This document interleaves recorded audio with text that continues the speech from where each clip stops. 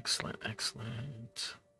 Just checking it out. Okay, I am live on Facebook, Twitch, YouTube. I'm all kind of around, and sometimes I play Fortnite. Other times I pull tarot cards, and then I like to do BDSM education. As you can see from the warning in the bottom corner of the screen, the parental advisory, this is going to be talking about mature content, but it won't be graphic content. And we'll be talking about non-violent consensual BDSM, and everything that's described is not for minors. This is all for adults. But like I said, it'll be mature, but it won't be graphic. We won't be showing any kind of graphic stuff. And so today I wanted to talk just kind of informally about the characteristics of being a Dom, characteristics of being dominant. And in some relationships, you see people that are will label themselves as a dom or a master or those types of things, and what they're trying to say is that they want to just be in control in the bedroom or in control in a scene, and what those people are really called is a top. In a top and bottom dynamic. The top being the person leading the scene, being in charge of the scene, and the bottom being the one that is submissive just in that scene. But what I'm talking about today is power exchange relationships, and the role that I'm talking about is characteristics of a dominant. And you'll see up on the screen, sorry, right there, you'll see 10 leadership characteristics, because to be a dom means that you're really, in essence, in a relationship, in a power exchange, you're signing up to be a leader. You're signing up for a leadership role. And so you need to have the character traits of a leader. Now, in college, I took a course on leadership and a course on ethics and a course that was on character, and a lot of these same things showed up. And so this is just a really good list. I'm going to kind of go through them. I'm going to keep it brief, but I think that these 10 are really good. I'm sure there's others that could be included on that list. You need to really kind of do some self-examination if you're looking to be a dominant, or if you're more of a submissive person and you're looking for a dom. This is somewhat of a checklist of things that you need to be looking for in the person that you're wanting to be in a relationship with, or a potential person to be in a relationship with. And so if you are wanting to be a dom, or you feel that you are more dominant or a more dominant personality type, then you need to be developing these characteristics in yourself. You always need to be growing and learning and trying to be a better person for yourself, and also just to grow and be a better person for your partner or partners. And so the first one on the list is integrity. Integrity is what I've said uh, in a previous teaching with Primal Piggy. I've said that you have to be a decent human being. You have to be someone who has a high moral character, and that is what integrity is. It's basically doing what you're gonna say you're gonna do. It's being honest. It's being decent. It's being just a good human being, and so that's integrity. It's very important. It's kind of the umbrella that the other ones fall under. And so if you're going to be dishonest with yourself and dishonest with your partners, you may not be a very good leader, and therefore you may not be a very good dominant. And a power exchange dom sub relationship may not be for you. And so those are just some things you want to consider. The ability to delegate. And see, this is really important. In scenes, you shouldn't just want to be in control of every single aspect and do it all yourself. You have to have your submissive, you have to assign your submissive tasks, things to do, ways to participate, like cleaning your toys before you, and then laying out your toys that they want you to play with them. So cleaning the toys, laying out your toys, cleaning you as a person, um,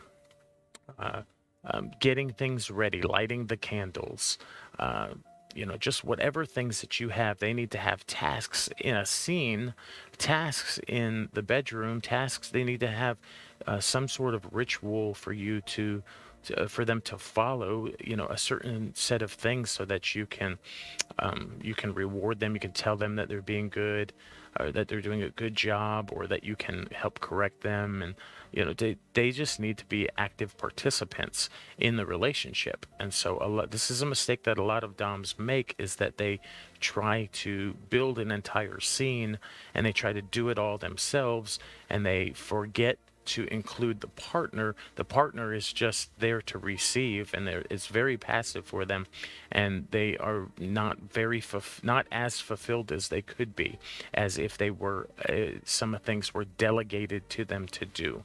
And so I would suggest maybe looking into more aspects of high protocol, or protocol in general, and just you're wanting to assign a submissive so that they're there to submit, but they're not always passive. They're an active participant in the relationship.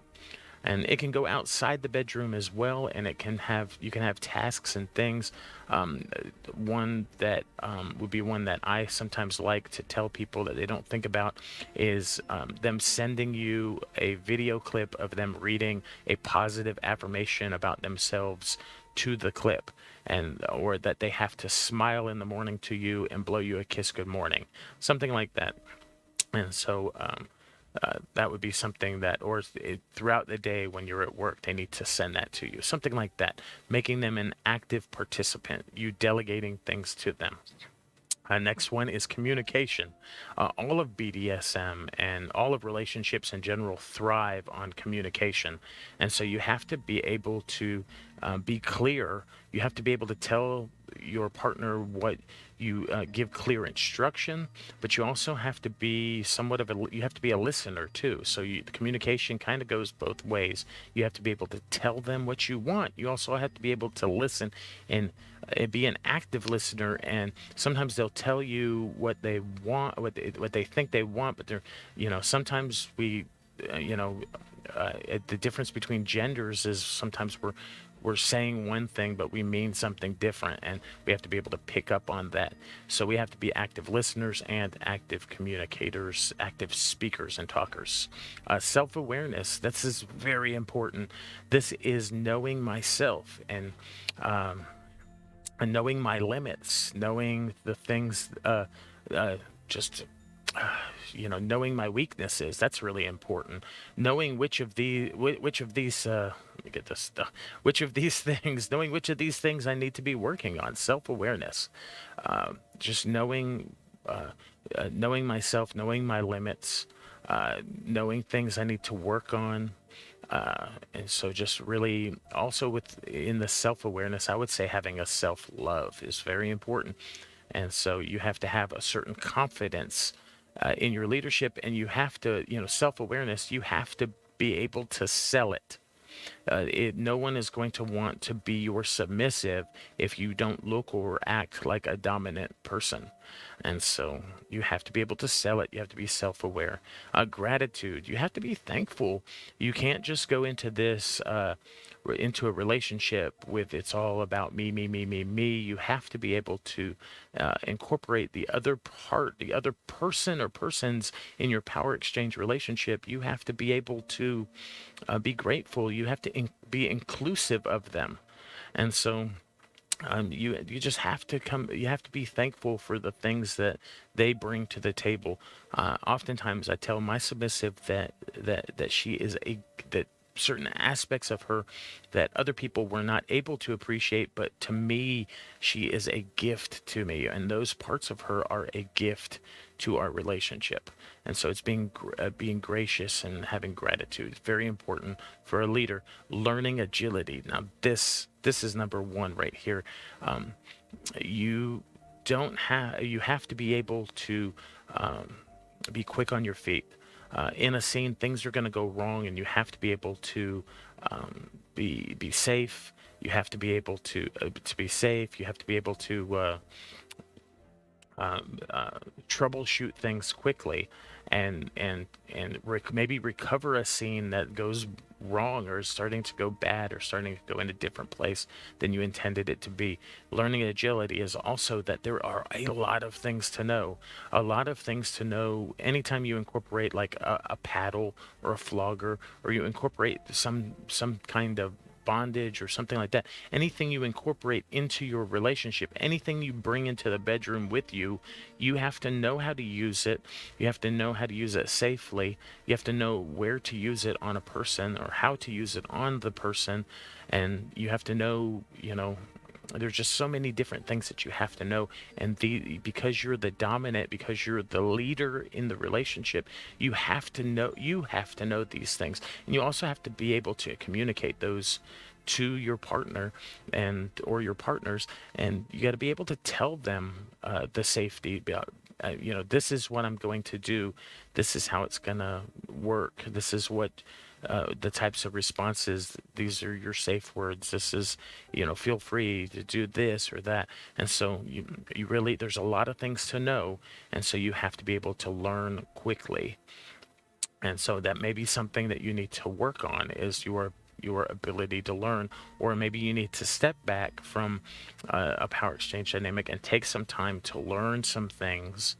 If you're a slow learner, then just take the time to learn some things, or take a long time to learn about paddles, for instance, before you ever bring one in the bedroom.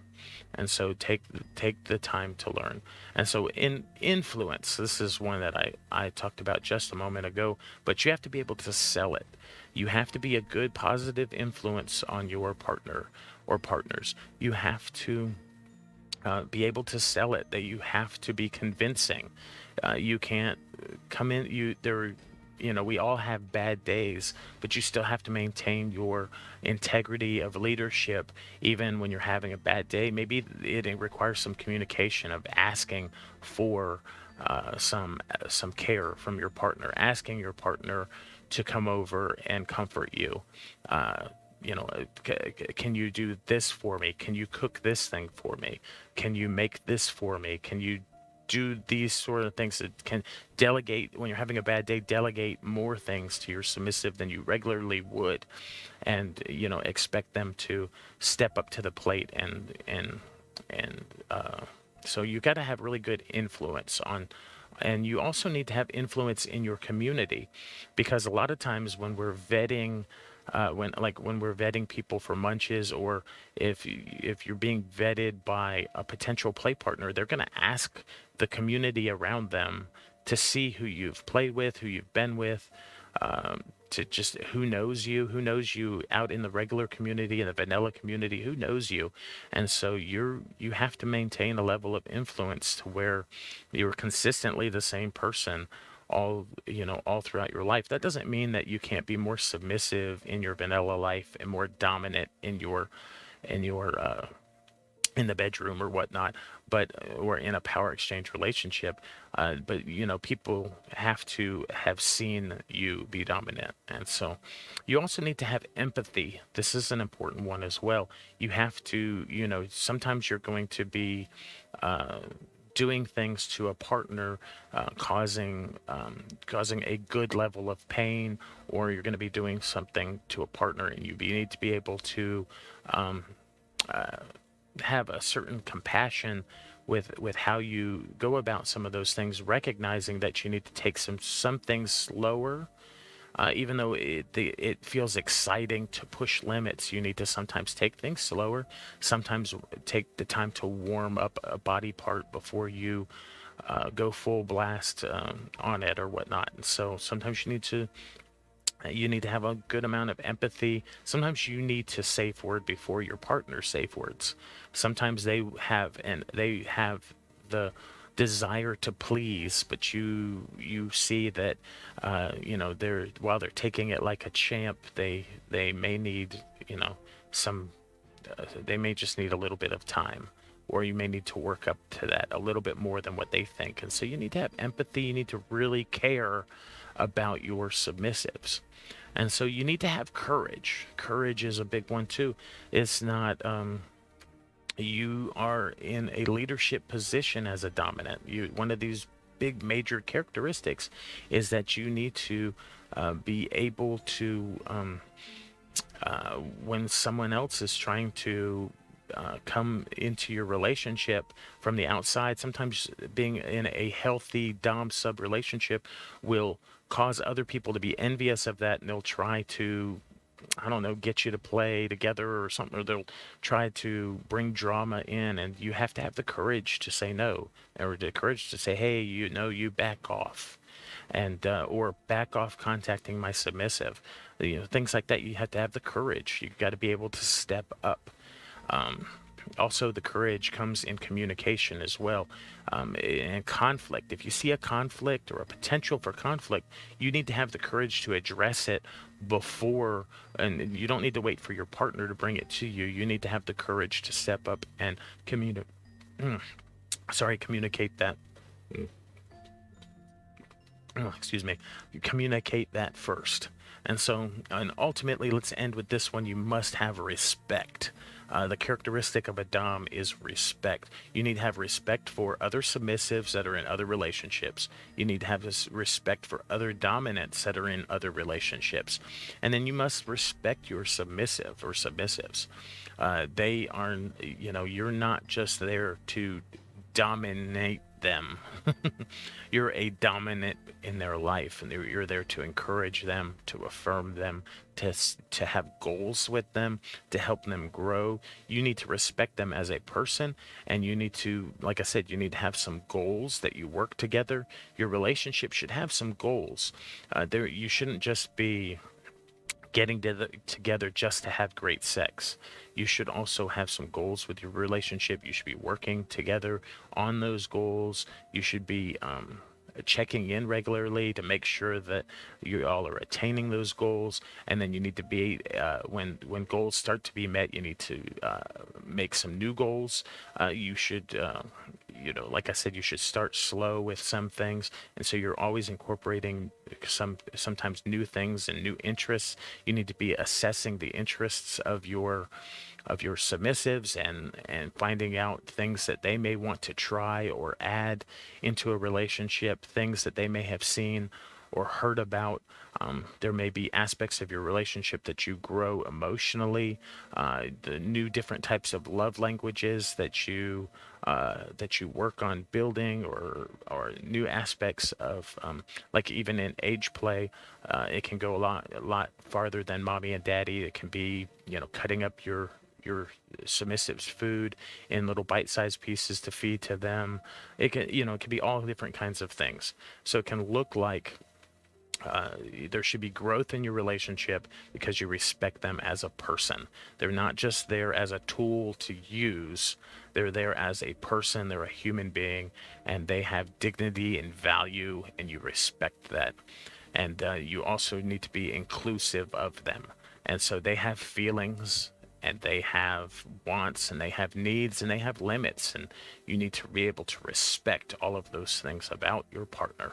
So this was a huge thing to talk about the characteristics of a dom, but it's, you know, it's a great aspect of, you know, power exchange relationships are awesome, but they can be there's a lot required out of you to be in those. And so if you're not looking for having integrity and the ability to delegate and communication and all this, if this all seems like too much to you, it's okay. You don't have to be in this type of relationship, power dynamic relationship, but you know, you can simply be a top sometimes, or a bottom sometimes, in a in a scene. You can get together and kind of hook up, and you know, I just want to be the one paddling sometimes, and so that's perfectly okay. Just don't advertise yourself as a dominant if you're not going to be having dominant characteristics. Don't advertise yourself as a master or a daddy or something like that if you're not going to have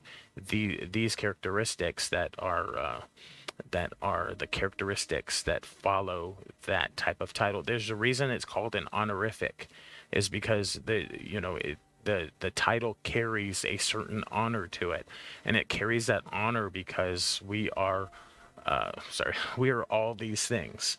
All these things are characteristics of who we are, and so because we have all of these things, we deserve the honor of the title. We earn the honor of the title every day by having integrity, the ability to delegate, being able to communicate, having a self-awareness, a gratitude, the agility to learn and to learn quickly, and the desire to learn. We have the influence and the empathy and the courage and the respect. All right, that's all for this time. Like I said, you can find me on Twitch at the Primal Piggy.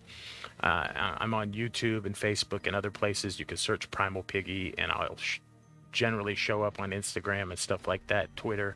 And so I'm on the different social medias. I don't use them a whole lot, but you can kind of connect and see what I have. I have a lot of memes that I like and different stuff like that. So, anyways,